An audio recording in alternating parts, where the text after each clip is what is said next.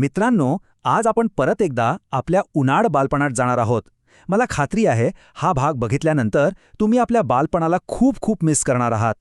बालभारती रिवाइंडमध्ये तुमचं अगदी मनापासून स्वागत आहे. आज आपण एक असं पान उघडणार आहोत जे आपल्याला थेट त्या अंगणात, त्या झाडाखाली घेऊन जाईल.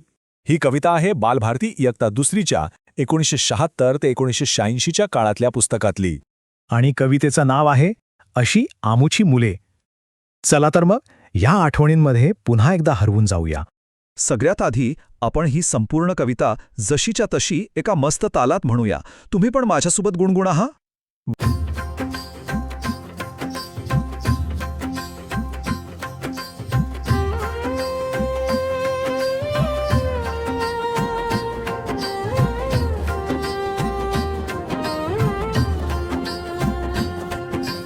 वडाच्या पारंब्या लोंबतात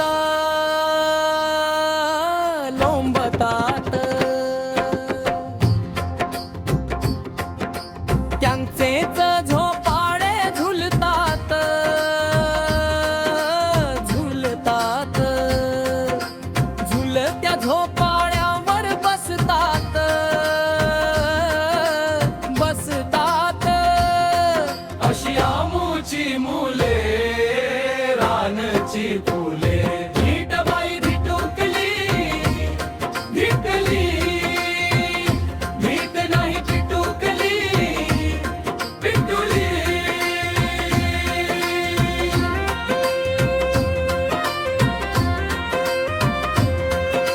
छोटे मोठे डोंगर चढतात चढतात, ओल्होबाच्या मागे धावतात धावतात, लांडग्याची खोड मोडतात मोडतात. अशी आमुची मुले रानची फुले, नीटबाई धिटुकली धिटुली, नीट नाही पिटुकली पिटुली.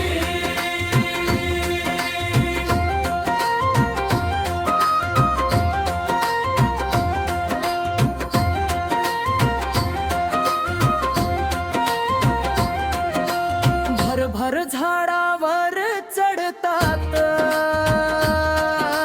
खणतात, खणखण कुंदळीने खणतात खणतात, रोपांची लावणी करतात मरतात. अशी आमुची मुले रानची फुले, नीटबाई धिटुकली धिटुली, नीट नाही पिटुकली पिटुली.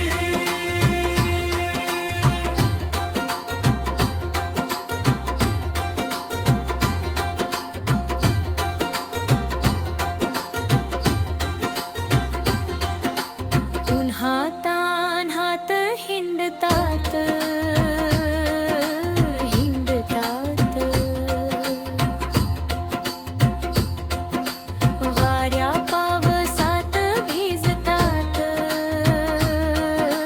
भिजतात, थंडीचा कडाका सोसतात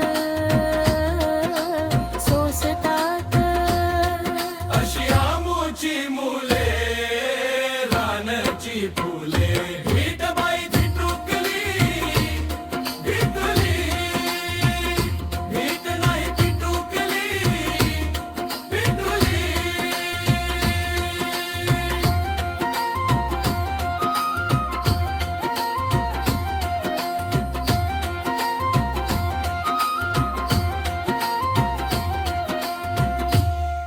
वाह, क्या बात आहे. खरंच काय दिवस होते ते. चला आता या कवितेच्या प्रत्येक ओळीत दडलेल्या आपल्या आठवणींना पुन्हा एकदा जागा करूया. या ओळी आठवल्या की डोळ्यासमोर येतं ते गावाकडचं मोठं वडाचं झाड, त्या पारंब्या म्हणजे काय, निसर्गाने दिलेला तयार झोपाळाच.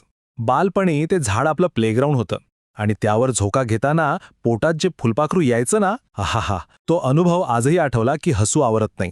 आता या शब्दांचा अर्थ बघा. अशी आमूची मुले, रानची फुले, म्हणजे ही मुलं रानफुलांसारखी निरागस, टवकवीत आणि अगदी मोकळी आहेत. आणि धिटुकली म्हणजे काय? लहान असूनही हिंमत प्रचंड मोठी, पडण्याची, खरचाटण्याची कसलीच भीती नाही. खेळ थांबला नाही पाहिजे, बस. आणि इथून सुरू व्हायची खरी ॲडव्हेंचर. छोटे मोठे डोंगर चढणं, धावत पळत सगळं रान पायाखाली घालणं. तेव्हा दम लागला हा शब्दच आपल्या डिक्शनरीत नव्हता. मित्र पुढे पळतोय, मग आपण मागे कसे राहणार? हीच तर खरी स्पर्धा होती. कोल्होबाच्या मागे धावतात. आता हा कोल्होबा किंवा लांडगा तो खरा असो वा कल्पनेतला, पण बालपणात भीतीलाही खेळ बनवण्याची ताकद होती आपल्यात. एकमेकांना घाबरवण्याची मजा होती ना, ती आजच्या कुठल्याच व्हिडिओ गेममध्ये नाही. खरे की नाही? झाडावर सरसर चढून पार फांदीच्या टोकावर जाऊन बसल्यावर जे काही दिसायचं, असं वाटायचं जणू काही आपणच या जगाचे राजे आहोत. तिथून दिसणारा तो अख्खा गाव, ते डोंगर, ते मोकळा आकाश, ते दृश्य आजही डोळ्यासमोर अगदी ताजं आहे. रोपांची लावणी करतात. म्हणजे फक्त मस्तीच नाही, तर शिस्तही होती. शाळेत रांगेत उभं राहणं असो किंवा झाडं लावणं, सगळं कसं एकत्र मिळून करायचं. पण नियम पाळता पाळता थोडी खोडकर मस्ती तर ठरलेलीच होती. आणि हे तर आपल्या सगळ्यांच्या आठवणींचा एक अविभाज्य भाग आहे. कडक उन्हात फिरणं आणि अचानक आलेल्या वाऱ्या पावसात चिंब भिजणं, आणि मग भिजून घरी गेल्यावर आईचा मिळणारा तो प्रेमळ ओरडा आठवतोय का? पण दुसऱ्या दिवशी पुन्हा तेच. कितीही थंडीचा कडाका असला तरी आपला खेळ काही थांबायचा नाही. ही कविता आपल्याला नेमकं हेच सांगते. आपलं बालपण म्हणजे धाडस, आनंद आणि निसर्गाशी जोडलेलं एक मोकळं, बिनधास्त मन होतं. तर मग या कवितेतून आपल्याला काय आठवलं? तेच आपले बिनधास्त, धाडसी आणि सोनेरी दिवस. या कवितेच्या प्रत्येक ओळीत खरंच आपलं बालपण आहे. ती झाडं, ते रान, आपले जिवलग मित्र, ते छोटे छोटे धाडस आणि ते निरागस हसू, सगळं काही आठवतं. चला, आता या आठवणींच्या प्रवासात तुमची पाळी आहे. मला सांगा, तुम्हीही लहानपणी अशीच झाडांवर चढला आहात का? पावसात भिजला आहात का? किंवा पारंब्यांचा झोका घेतलाय का? तुमच्या बालपणातली एक सगळ्यात भन्नाट, कधीही न विसरता येणारी आठवण कमेंट्समध्ये नक्की सांगा. आणि अशाच बालभारतीतल्या सोनेरी आठवणी पुन्हा एकदा जगण्यासाठी बालभारती रिवाइंडला लाईक, शेअर आणि सबस्क्राईब करायला विसरू नका. पुन्हा भेटूया पुढच्या आठवणीसोबत. धन्यवाद.